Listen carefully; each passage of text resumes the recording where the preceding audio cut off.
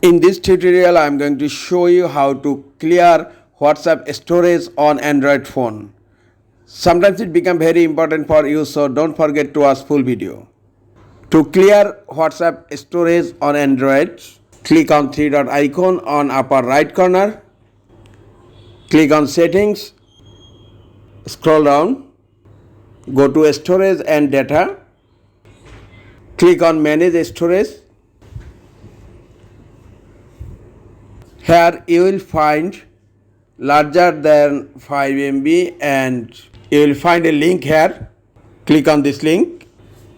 Here you can select one by one or select all. If you want to select one by one, just tap to a file and look, it's selected, and then click on delete. Check delete any copies and then click on delete.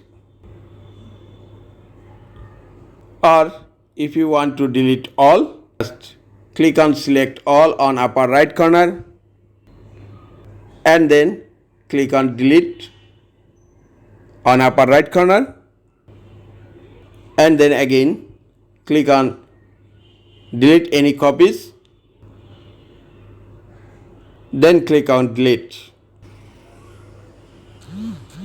This is the easiest way to clear WhatsApp storage on Android phone.